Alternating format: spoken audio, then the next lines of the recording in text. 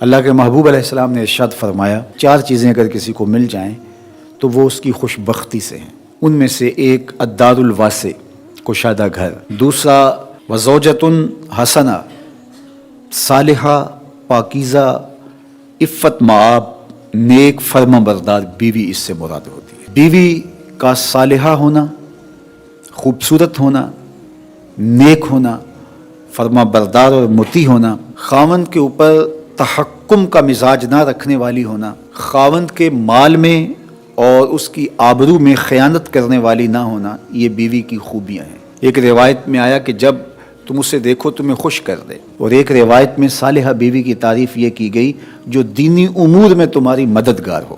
تو جو تمہارے مال پر خیانت نہ کرے، تمہاری اولاد کی اچھی تربیت کرے، تمہاری فرما بردار اور مطیع ہو، تمہارے اوپر علو نہ چاہے، یعنی تمہارے اوپر تحکم نہ چاہے اور تمہیں نیچا لگا کے رکھنے کی آرزو اس کے سینے میں نہ ہو، بلکہ وہ تمہیں سربلند دیکھنا چاہتی ہو، اپنے پردے کی حفاظت کرنے والی ہو، اپنی آبرو کی حفاظت کرنے والی ہو اور قانع ہو، شکر گزار ہو، تو ایسی بیوی کا نصیب ہو جانا حسنات دنیا سے ہے۔ آقا کریم نے ارشاد فرمایا الدنیا متاع وخیر متاعها المرأة الصالحہ، دنیا متاع ہے اور دنیا کا بہترین متاع اچھی نیک بیوی ہے۔ تو اگر اچھی صالحہ نیک بیوی نصیب ہو گئی تو یہ دنیا ہی جنت ہے، اور اگر بدکار ناشکر گزار بیوی ہے تو یہ دنیا ہی جہنم کا گڑھا بن جاتی ہے۔ اس لیے یہ اگر کسی کو نصیب ہے تو وہ اللہ کا شکر ادا کرے، اور یہ اللہ کی عنایت ہے کسی پر جو اللہ نے مقسوم کی ہے۔ تو یہ چھوٹی نعمت نہیں ہے، یہ بہت بڑی نعمت ہے۔ تیسری چیز ارشاد فرمائی المرکب الحنی، تیز رفتار نشیط گھوڑا، اور چوتھی چیز ارشاد فرمائی الجار الصالح، نیک ہمسایہ۔ تو کسی کو نیک ہمسایہ نصیب ہو، کشادہ گھر مل جائے، نیک صالح پاکیزہ مزاج خاتون نصیب ہو جائے، اور اپنی ضرورت کے لیے اچھی سواری مل جائے، تو وہ دنیا کی خوش نصیبی اور دنیا کی فیروز بختی سمیٹ چکا ہے۔ یہ 4 چیزیں ہماری زندگی کی خوش نصیبی میں سے ہیں۔ اگر کسی کے پاس یہ 4 چیزیں ہیں تو وہ اللہ کا شکر ادا کرے، اور یہ چیزیں جب انسان کو میسر آ جائیں تو وہ یکسوئی کے ساتھ عبادت بھی کر سکتا ہے، یکسوئی کے ساتھ صالح اور نیک اعمال بھی بچا لا سکتا ہے۔ تو یہاں ارشاد فرمایا کہ جب ہم کہتے ہیں اللہ ہمیں حسنات دنیا عطا فرما اور حسنات آخرت عطا فرما اور آتش دوزخ سے میں بچا لے، تو حسنات دنیا سے مراد دنیا کی ہر خیر ہوتی ہے۔ زبان کو قابو میں رکھنا، اس سے کوئی لغو بات صادر نہ ہو۔ لغو اس بات کو کہتے ہیں جس کا کوئی مقصد نہ ہو۔ آپ نے کوئی بات بولی ہے، اگر آپ نہ بھی بولتے تو کوئی فرق نہ پڑتا۔ بیہودہ گوئی، سب و شتم، گالی گلوچ، غیبت، چغلی، بہتان تراشی، یہ تو بڑے جرم ہیں، بڑے بڑے گناہ ہیں۔ زبان لغویات سے بھی بچی رہے، ایسا کوئی جملہ صادر نہ ہو جو لغو کے زمرے میں آتا۔ اللہ کے محبوب علیہ السلام کا ایک فرمان آپ نے کئی بار سنا۔ آقا کریم علیہ السلام نے ارشاد فرمایا من حسن اسلام المرء ترکہ ما لا یعنی ہے، کسی شخص کے اسلام کا حسن یہ ہے کہ ہر بے مقصد بات کو، کام کو چھوڑ دے۔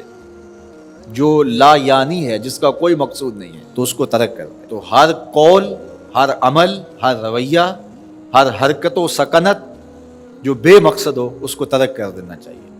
مومن کے کندھوں پر امت کو غالب کرنے کی ذمہ داریاں ہیں، اور اس مختصر سی زندگی میں اللہ کی رضا جوئی اس کا مقصود ہے۔ اولاد کی تربیت اس کے ذمے ہے، اپنے ماحول کو پاکیزہ بنانا یہ اس کی ذمہ داریوں میں شامل ہے، امر بالمعروف نہی عن المنکر یہ اس کی ذمہ داریوں میں شامل ہے۔ اتنا مصروف شخص بیہودہ گوئی کرے گا، اتنا مصروف شخص فضول گوئی کرے گا، جس کی اتنی ذمہ داریاں ہوں، تو کیا وہ اپنے وقت کو برباد کرے گا؟ تو مومن کی زندگی پاکیزہ زندگی ہوتی ہے۔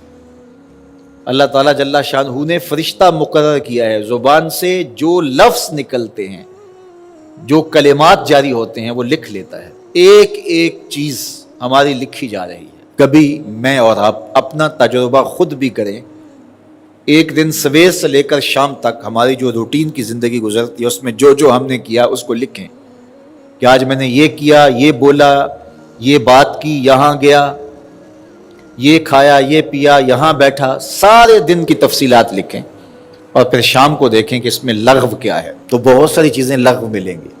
یہ نہ بولا ہوتا تو کیا فرق پڑتا، یہاں نہ گیا ہوتا تو کیا فرق پڑتا، یا مجھے کیا ملا ہے یہ بولنے سے، یہ کام کرنے سے، یہ رویہ اختیار کرنے سے مجھے کیا حاصل ہوا ہے۔ تو جو چیزیں برائی کے زمرے میں آتی ہیں، گناہ کے زمرے میں آتی ہیں، کبائر ہیں، وہ تو ہیں ہی ہیں، تو بہت ساری ہماری ایسی باتیں ہیں کہ جو ہمارے مقصد کی نہیں ہیں، اور سویر سے لے کر شام تک ہم جتے ہوئے ہیں ان کاموں کے اندر۔ زندگی کا بوجھ کم ہو جائے گا اگر ہم بیہودہ گوئی سے، فضول گوئی سے، لا یعنی گفتگو سے اپنے آپ کو بچائیں گے۔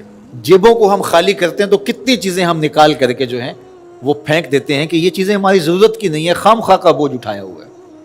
اس طرح زندگی میں بہت ساری فضولیات کا ہم بوجھ اٹھا کے پھر رہے ہوتے ہیں، بہت سارے اقوال کا بوجھ، بہت سارے افعال کا بوجھ، بہت سارے رویوں کا بوجھ، اور بے مقصد چیزوں کا بوجھ۔ اہل ایمان کی نشانی یہ ہے کہ ان کی زندگیاں با مقصد ہوتی ہیں۔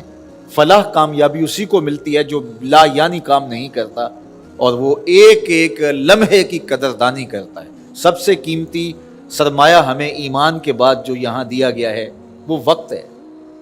اگر وقت کو اچھے طریقے سے گزار لیں گے تو یہ دنیا بھی سنور جائے گی اور آخرت بھی سنور جائے گی، اور یہ قیمتی سرمایہ اگر برباد ہو گیا فضولیات میں تو بہت سخت نقصان کر لیا۔ تو اہل ایمان کی وہ خوبی جو فلاح پانے والے ہیں، کامیابی حاصل کرنے والے ہیں، بیان کرتے ہوئے کہا والذین ہم عن اللغو معرضون، وہ لغویات سے اپنے آپ کو بچاتے ہیں، اعراض کرتے ہیں۔ کثرت کلام کے نتیجے میں دل سخت ہو جاتا ہے، اور اللہ کو ناپسند چیز قلب قاسی ہے۔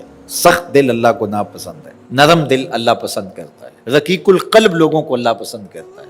زیادہ کلام کرنے والے بیہودہ گو، ان کو جو دنیا کے اوپر سزا ملتی ہے اس کا جو نتیجہ ہے بیہودہ گوئی کا، وہ قلب کا قاسی ہو جانا، قلب کا سخت ہو جانا ہے۔ تو کثرت کلام سے گریز کرنے کا مزاج پیدا کریں، چونکہ جو زیادہ بولتا ہے تو وہ غلط بھی زیادہ بولتا ہے۔